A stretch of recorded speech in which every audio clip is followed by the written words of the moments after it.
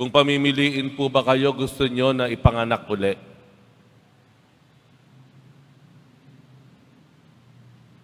Ipanganak uli, ibig sabihin po ay pwedeng ibang ina, ibang ama.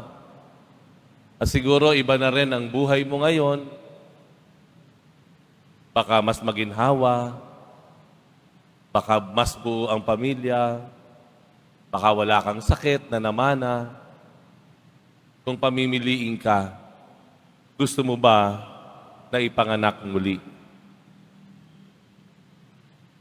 Iba-iba siguro po ang sagot natin sa tanong na iyan. Pero isa po ang mananatiling totoo. Ito po ay kung anuman ang iyong katayuan o kalagayan sa buhay, anuman ang estado ng puso mo ngayon, ito ay pwede po pang gawing mas mabuti o mas maganda.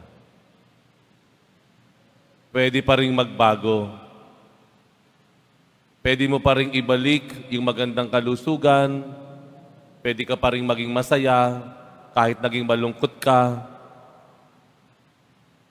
Pwede pa rin magbago.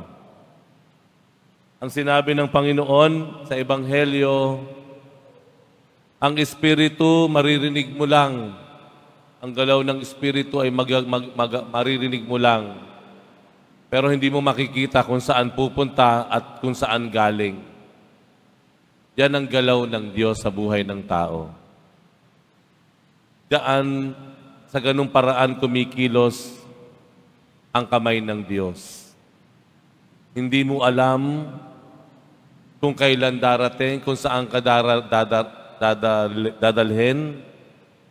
Hindi mo alam kung paano gagalaw ang Diyos. Pero kung gagalaw man ang Diyos, siguradong ito ay para sa kabutihan ng bawat isa sa atin.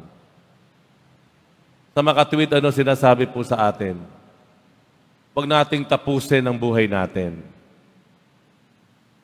Huwag mong tapusin ang iyong kapalaran. Yung tipo ba na sumusuko ka na?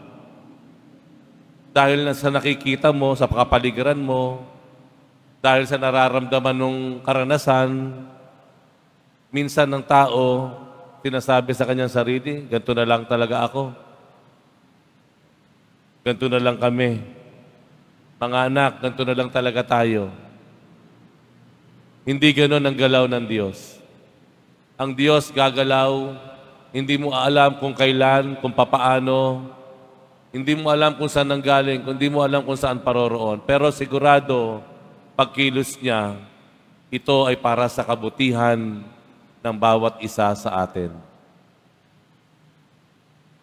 Ganon ang galaw ng Diyos.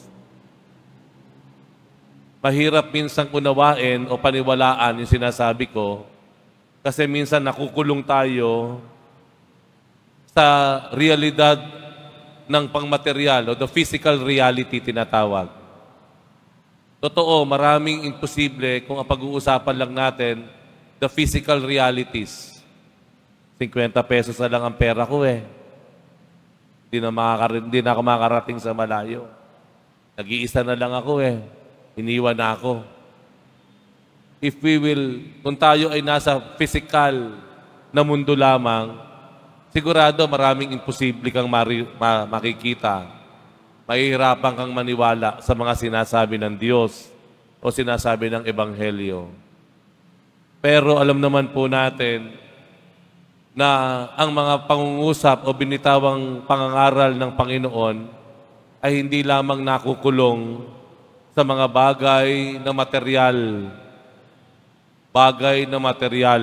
o pisikal.